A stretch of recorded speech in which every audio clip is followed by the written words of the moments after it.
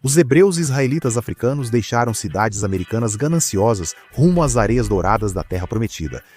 Somos descendentes diretos dos israelitas bíblicos. Se Israel é nossa terra, por que não vamos? Acreditávamos que seríamos aceitos? Planejamos estabelecer o reino de Deus. Mas o governo israelense pensava diferente. A seita ensina que seus membros são a vanguarda de 40 milhões de negros nos Estados Unidos, que, segundo eles, a terra de Israel lhes pertence.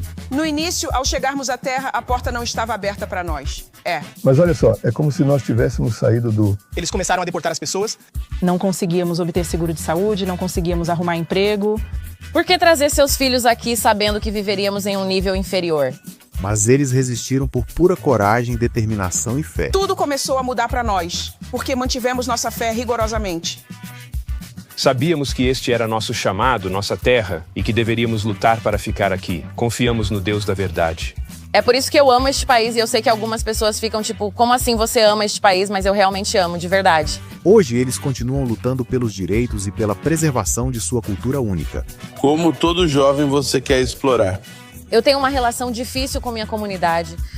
Se vocês não mantiverem essa cultura vai se extinguir. Então, quem são os hebreus israelitas africanos e por que o lugar deles em Israel continua sendo tão controverso?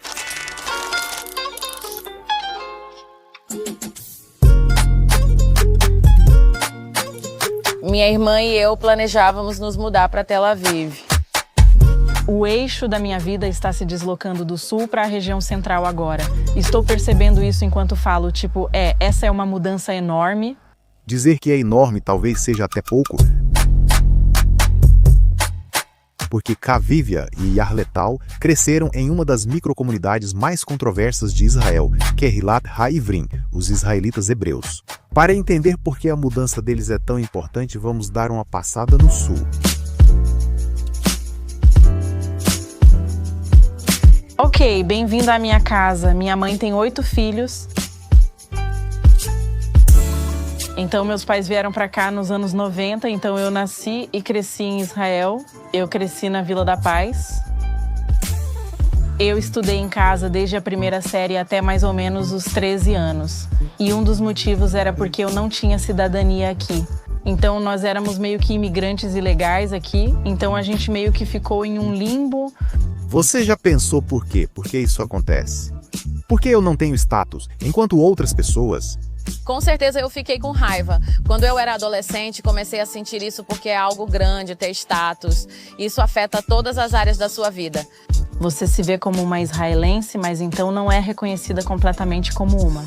E essas coisas causam raiva, causam frustração, fazem a gente pensar, será que meu lugar é realmente aqui? É em outro lugar? Eu fico aqui? Eu vou embora? Porque no fim das contas, o que importa é viver uma vida com dignidade e direitos. A trajetória de Yarletal e Cavívia reflete a vivência da comunidade hebraica africana. Retorno à terra natal, desafios e busca por aceitação. Conheço essa narrativa há anos, mas só se tornou pessoal ao conhecer Ashriel Moore na universidade. Você nasceu e foi criado aqui, então me conte como foi crescer nesta comunidade. Acho que uma das coisas mais bonitas sobre a comunidade em si é que você já nasce em uma família de 2.000 pessoas. Existe um provérbio africano que diz que é preciso uma aldeia para criar uma criança, e é exatamente isso que vivemos aqui. A base deles fica na cidade de Dimona, no sul de Israel, em um bairro chamado Vila da Paz, um coletivo urbano ou kibbutz, que eles construíram do zero. A história de como um grupo de afro-americanos fez o deserto israelense florescer começou do outro lado do mundo, com um metalúrgico em Chicago, anteriormente conhecido como Ben Carter, que mais tarde adotou o nome Ben Ami Ben Israel. Ben Ami atingiu a maioridade durante o auge da luta por igualdade racial nos Estados Unidos. Ele buscou entender a desigualdade sistêmica que afligia sua comunidade.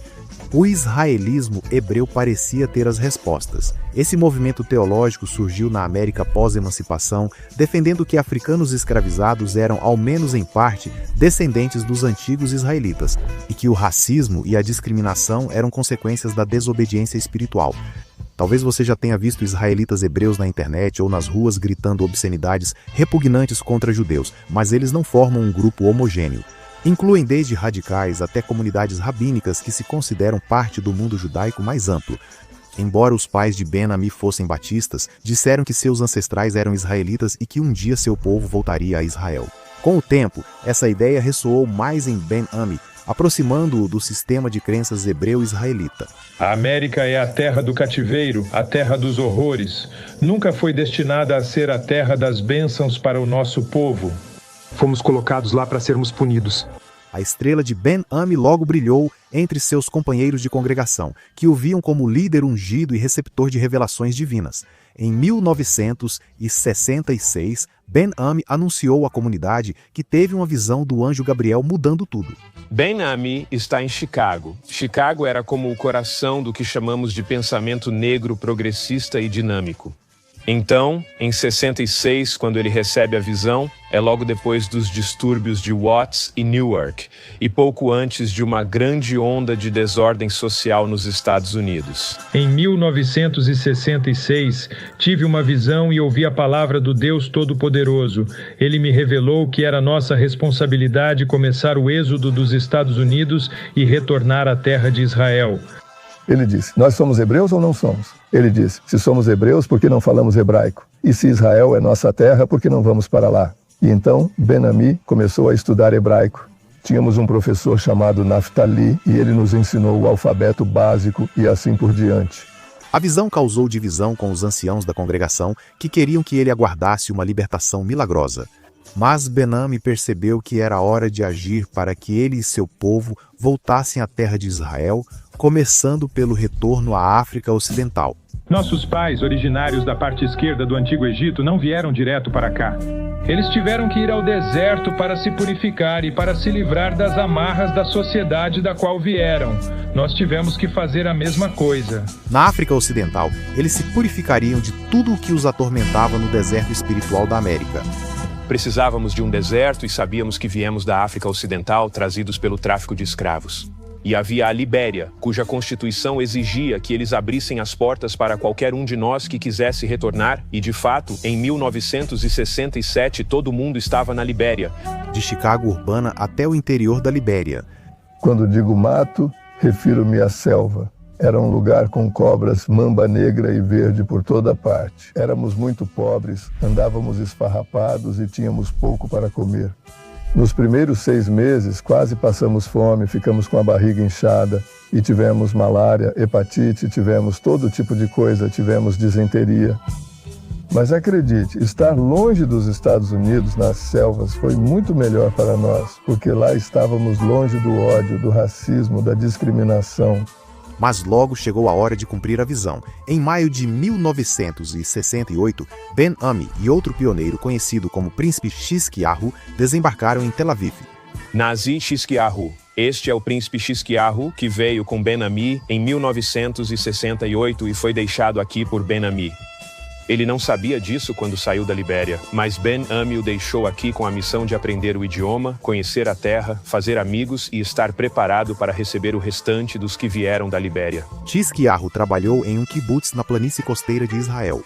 O príncipe Xisquiahu contou aos oficiais do kibbutz que tinha mais irmãos querendo vir. Eles responderam, se forem como você, aceitamos 10 ou 20. Os líderes do kibbutz se surpreenderam quando, ao invés de trabalhadores, chegaram 5 famílias com crianças prontas para virar cidadãs israelenses. Então, inicialmente, quando chegamos a Israel em 1968, viemos sob a lei do retorno.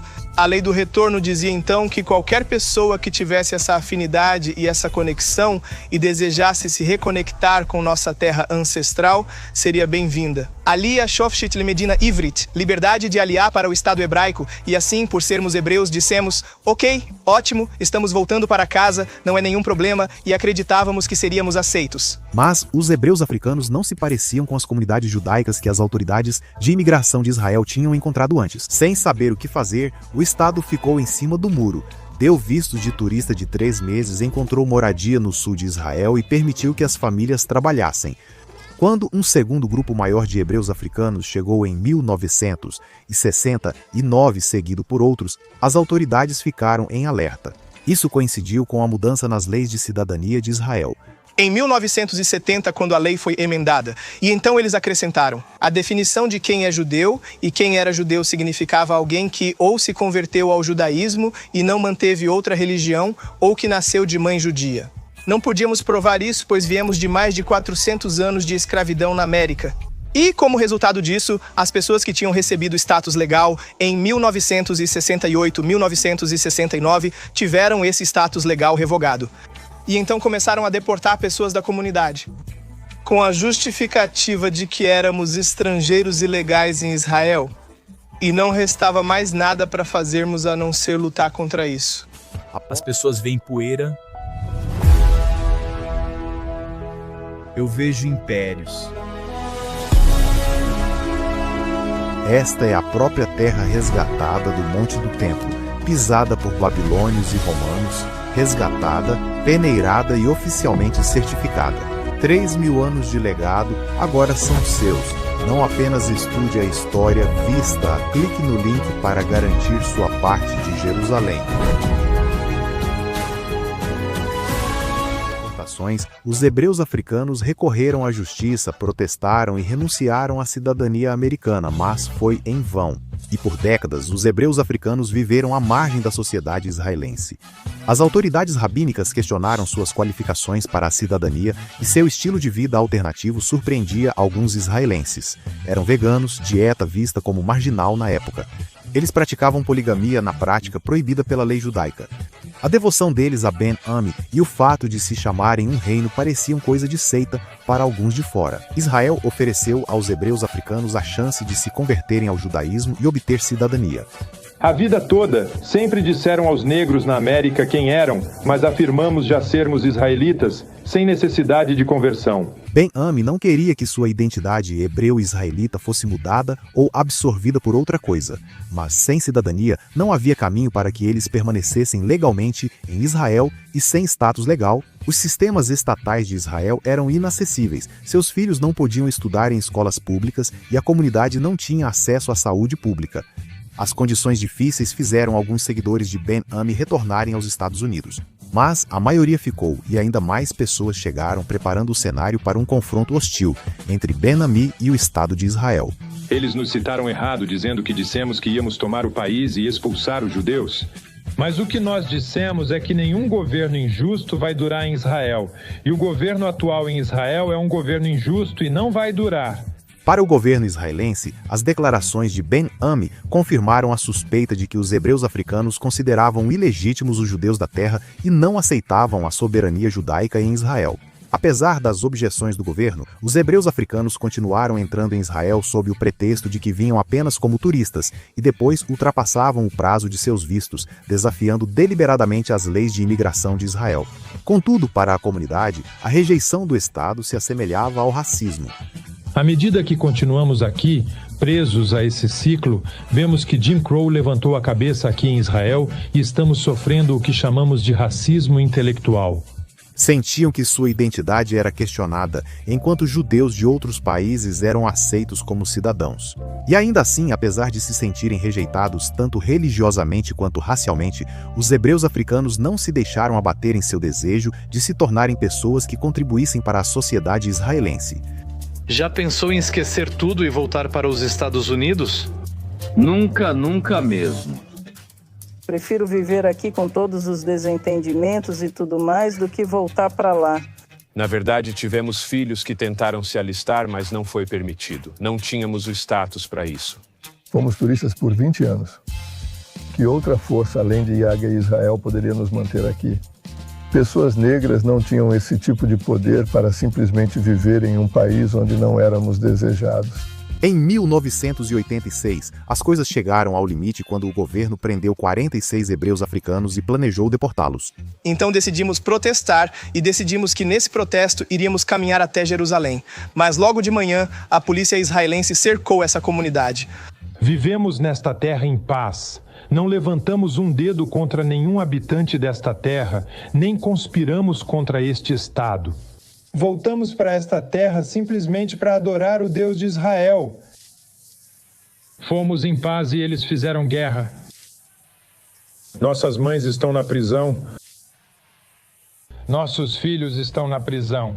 Mas que todos os habitantes do mundo saibam que não temos medo. Pela paz, Ben-Ami cancelou a marcha, a polícia se dispersou e a maioria dos que seriam deportados realmente foi enviada de volta para os Estados Unidos. Mas, para a comunidade, o dia da demonstração de força, como ficou conhecido, tornou-se um símbolo do seu compromisso inabalável com a terra e com a paz. A Vila da Paz, é isso que somos, é paz? Em poucos anos, as coisas finalmente começaram a mudar. Em 1990, o ministro ultra-ortodoxo do interior que havia pedido a deportação dos hebreus africanos, de repente mudou de ideia. Foi Aryeh Deri quem disse: "Ei, eu literalmente cresci com vocês nesta terra e queremos reconhecer, queremos corrigir isso." Uau! Então, vindo dos ultra-ortodoxos, você pensaria que isso não seria algo que eles fariam, mas foi Aryeh Deri quem começou esse processo. Conseguir o status não foi imediato, mas um processo gradual, iniciado com vistos de trabalho. Nessa época, Yaletal e Tavit, mãe de Kavivia, chegaram a Israel. Mesmo sendo professora de inglês para sobreviver aqui, tive que trabalhar como faxineira, mas não faço mais isso. Não por dinheiro, vou fazer isso para ajudar meus entes queridos. Eu nasci na Carolina do Sul, entrei para o Corpo da Paz, para Ruanda e Camarões e ensinei inglês como segunda língua. Quando voltei, uma amiga minha era uma hebreia. Ele me vendeu alguns ingressos. Sua Excelência Ben-Ami estava vindo para Atlanta para falar e eu comprei ingressos dele, sendo, sabe, solidária com uma amiga. E eu realmente gostei. Comecei a frequentar as aulas e acabei vindo para Israel, amei, fiquei super entusiasmada. Nesse início de vida em Israel, Tavit e sua comunidade foram atingidos por uma tragédia. Bem, meu irmão Aharon, ele era um animador. Ele também foi o primeiro homem sabra nascido em Israel.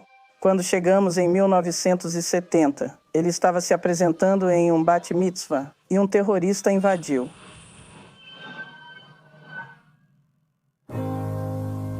Ele pulou na frente da menina para salvá-la e levou o tiro, e isso o matou.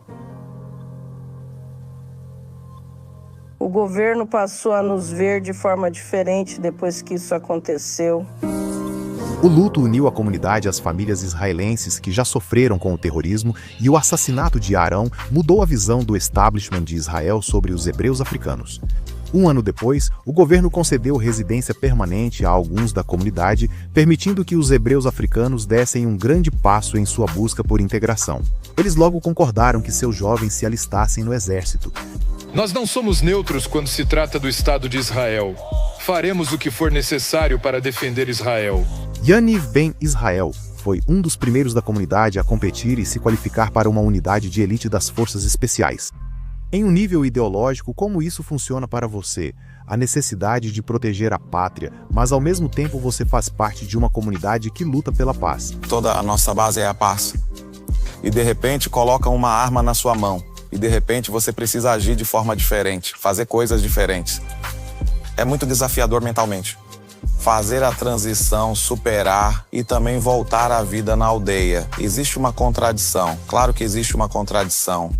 Mas nós realmente acreditamos que, através do serviço militar, esse é o nosso caminho para nos conectarmos com o restante da juventude israelense e uma forma de espalhar a luz da comunidade. E no final das contas temos a honra de proteger nosso país. A comunidade celebrou em 2010, quando alguns membros conquistaram a tão aguardada cidadania plena. 3 anos depois, anunciaram que completar 18 meses de serviço militar tornaria membros mais jovens da comunidade e suas famílias imediatas elegíveis à cidadania. Por um tempo, parecia que os hebreus africanos tinham encontrado seu lugar em Israel. Mas então, em 2021, o pêndulo balançou novamente e o governo anunciou uma nova onda de deportações. A família de Yarletal e Kavivia estava na lista. Eu recebi uma carta de deportação com meu nome, assim como o nome de todos os meus filhos. Nos deram 60 dias. Sabe, tive filhos aqui. Vivi meus 30 e tantos e meus 40 e tantos aqui. E então, de repente, eu estou com o quê? 51 anos. Alguém está me dizendo que eu estou prestes a ser deportada? Sabe, uma parte de mim realmente não aceitava isso. Durante 4 anos, a família foi de tribunal em tribunal numa batalha pelo status. Finalmente, em 2025, eles conseguiram a residência temporária.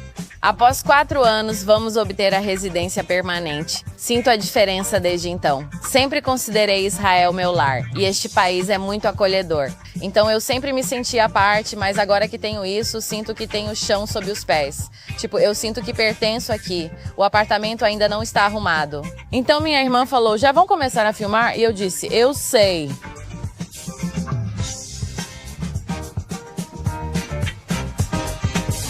Quer dizer, agora a gente tem um sofá, uma mesa, uma geladeira, mas ainda não temos nosso tapete. E o tapete vai realmente dar o toque final. Mesmo que você tenha dificuldades aqui, poxa, isso aqui é Israel. Tipo, a gente tem dificuldades aqui, temos esse conflito acontecendo.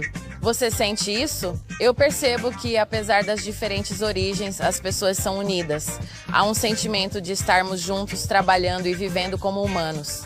É por isso que eu amo esse país. E eu sei que algumas pessoas ficam tipo, ah, você ama esse país, mas eu realmente amo, de verdade. Então a gente quer algo assim. Uau, aí está. Mamãe, vem aqui um segundo. Rega, vou fechar os olhos. O quê? Você encontrou outra loja de tapetes? Sim. Que fica aqui. Nada se compara a isso no mundo. Sério, não há nada melhor. Eu já vi tudo o que você tem. Eu também já vi. Eu volto se você precisar de outro... Como se fala tapete? Chatia. Chatia. Eu venho aqui primeiro. Desculpa. Eu sei que não é... Ele quase brigou conosco e disse, vocês vão comprar esse tapete. Estou feliz por ter crescido aqui e em nenhum outro lugar. E entendo por que meus pais quiseram deixar a América. Acho que a América não é lar para pessoas negras. Mas essa é só minha opinião. Quando você vai para lá, parece que vive sempre preocupado, né? Olhando por cima do ombro e pensando no que pode acontecer e até em como viver de forma saudável. A América não era sustentável. Tem sido uma jornada louca. Eu sinto que agora realmente posso criar raízes, então agora posso dizer que estou bem. Estar em Israel, tipo, sabe? Eu sempre amei Israel, mas agora eu realmente consigo me ver morando aqui. Mesmo sem sempre ter certeza sobre eles, Israel era certeza para os hebreus africanos, que deixaram a América e voltaram para casa. O compromisso deles com a visão de Ben-Ami foi profundo e seguiu mesmo após sua morte em 2014. Somos uma comunidade baseada em Deus, preferimos usar o nome Yah. Como você adora Yah, você o adora em espírito e em verdade. É retidão e moralidade, é um sistema de vida que faz sentido no contexto do mundo que enfrentamos. Fomos para o cativeiro por desobedecer às instruções. Para sermos livres, só há liberdade seguindo as instruções de Yah. Yehoshua Ben Israel é o ministro da saúde divina dos hebreus africanos. Bem-vindo a Arte Anutan, a loja da nossa nação.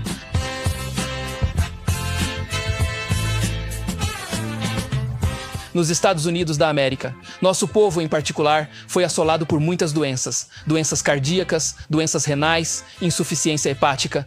Tudo por causa do estilo de vida ocidental que levávamos. Não só a alimentação, mas todo o modo de viver. Racismo, estresse, tentando sobreviver nessa sociedade, entre outros. O consumo de carne e alimentos processados estava nos matando. Talvez mudando a alimentação, isso pudesse ser revertido.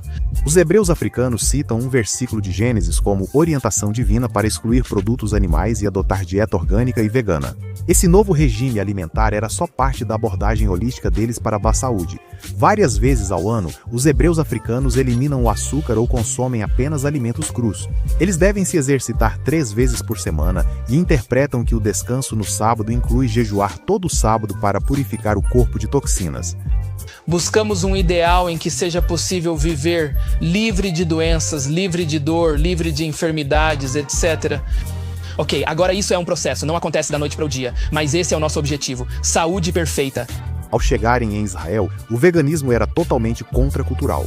Os hebreus africanos foram criativos, cultivaram plantações, adaptaram receitas com produtos do Oriente Médio e criaram alimentos veganos agora vendidos em supermercados israelenses. Hoje, Israel é uma referência vegana e os hebreus africanos merecem parte do crédito. Eles expandiram sua mensagem sobre alimentação à base de plantas além da Vila da Paz, com produtos e restaurantes como o Genesis Vegan Delights.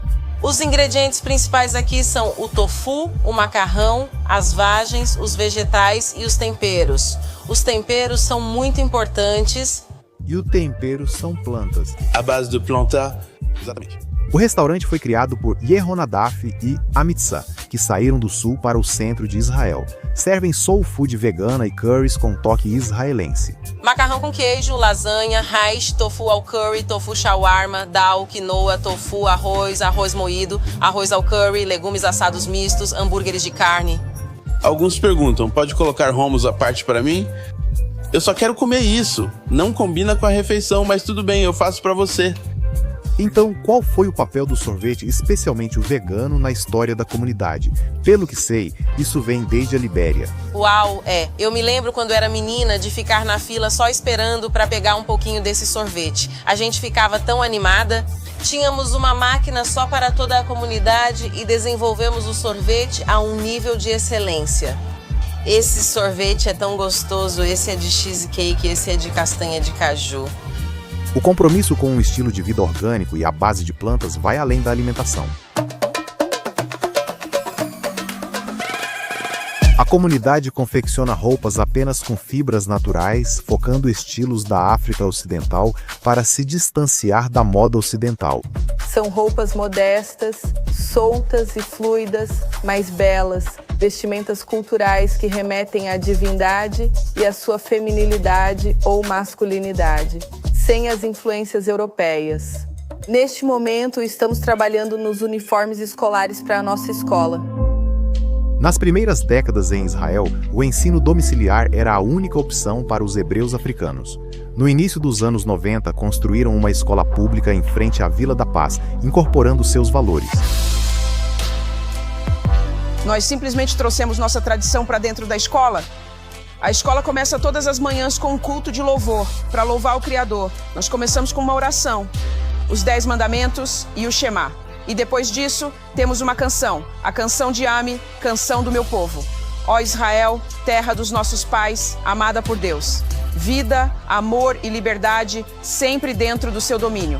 Terra onde as tribos se assentam sob o escudo de Judá. Você pode falar sobre as pessoas aqui neste mural? Sim, aqui estamos na história de Sojourner Truth, Marcus Garvey, Frederick Douglass, Malcolm X. Todos eles falaram sobre identidade, mas eles realmente não ofereceram uma forma completa de expressá-la. Mas Ben-Ami trouxe a redenção. Identidade para quê? Ben-Ami transformou isso em um modo de vida. A visão de Ben-Ami está presente em todos os elementos da vida na Vila da Paz, incluindo a forma como eles se expressam.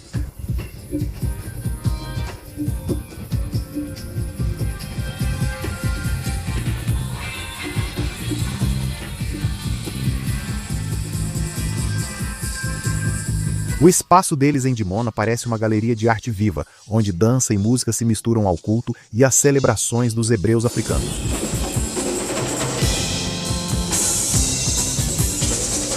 As músicas deles misturam soul music clássica com sua ligação com Deus e a Terra Santa.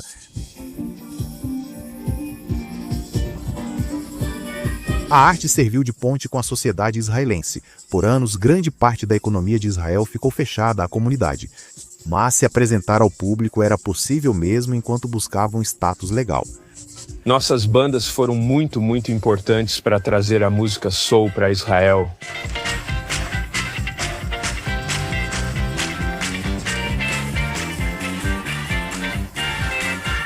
Tocávamos em casamentos, em bar mitzvahs e fazíamos shows gratuitos para o exército. A fama deles alcançou proporção internacional.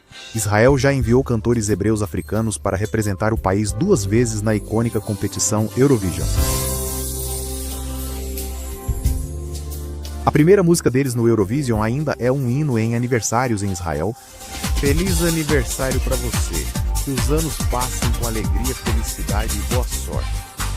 Mas o caminho para a plena aceitação foi e ainda pode ser difícil, especialmente quando o racismo aparece. Então, a falta de amor ao próximo, a que você atribui isso? Medo do desconhecido, porque eles realmente não investiram tempo e energia em aprender e entender quem nós somos. E, infelizmente, isso geralmente vem de pessoas que já sofreram preconceito e racismo, principalmente na Europa. Eu diria que já sofri racismo ou até microagressões, sabe? Uma vez estávamos andando em Tel Aviv e alguém passou por nós e gritou a palavra com N. E eu diria que isso vem de um lugar de ignorância ou simplesmente de pessoas desinformadas. Eu acho que talvez tenha uma vibe diferente por causa do contexto histórico dos Estados Unidos. Sim, eles têm racismo em Israel, mas e daí? Tem em todo lugar. Nada parecido com de onde eu venho, nada parecido com os Estados Unidos. Mas o preconceito não os impediu de servir ao país ou de buscar uma vida como israelenses. Tudo o que queremos é apenas contribuir. Porque quando estamos protegendo e defendendo a terra, também estamos defendendo a Vila da Paz e todos os outros residentes dentro de Israel. É mais do que palavras. Em 2025, Elishai Young morreu em Gaza enquanto defendia seu país. Hoje, o chão sob os pés dos hebreus africanos parece um pouco mais estável. Eles veem seu futuro aqui na Terra Santa e, como qualquer comunidade unida, eles lutam com o que significa viver entre dois mundos. Somos israelenses, mas também somos hebreus, porque estamos integrados ao exército. Estamos no sistema escolar de Israel e depois precisaremos trabalhar aqui, então somos israelenses em todos os aspectos, certo? Mas ainda temos outro lado, e esse lado é o hebreu. Eu tenho uma relação complicada com a minha comunidade, sabe? Já voltei, já fui embora e já fiquei à margem. E não tenho certeza se quero estar lá. Então eu sinto que meus próprios valores são um pouco diferentes do que aprendi na minha comunidade. E eu sei que eles não são tão aceitos. Senti que riam que eu abrisse mão de partes de mim para me encaixar. Pensava. Pessoas mais jovens têm outra mentalidade. São de gerações diferentes. Ao sair para o mundo, você vivencia coisas diferentes. Então você tem que tomar uma decisão por si mesma, se quer continuar do jeito tradicional ou se quer ser mais secular. Essa é uma das preocupações, manter nossa identidade cultural. Se vocês não continuarem com essa cultura, ela vai se extinguir. As pessoas vão procurar pelos hebreus e por Dimona, e não vai ter mais um lugar para isso. Ultimamente, nos últimos 2 anos, estou voltando a me aproximar. Eu tenho todas essas tradições que a gente traz. Eu oro antes de comer, sou muito espiritual, então existe esse equilíbrio delicado. Eu estou sempre tentando, sabe? Eu fico me movendo entre eles. Esse vai-vem entre identidades é sentido há gerações por imigrantes em Israel, quer seus ancestrais mais recentes tenham vivido na Europa, no Iraque, no Iêmen ou no lado sul de Chicago. Talvez por isso tantos israelenses judeus de várias origens apoiaram os hebreus africanos em sua luta para ficar, pois vemos algo de nós mesmos neles. Um povo ardendo de paixão, ligado a esta terra com cada fibra de sua alma, disposto a suportar, a lutar, a batalhar, só para estar aqui, neste solo sagrado, e sempre buscando esse equilíbrio entre de onde você veio e para onde está indo. Obrigada, obrigada, Mãe Terra, por trazer este alimento à minha mesa. Obrigada, obrigada, Yahuwah, por trazer este alimento à minha mesa.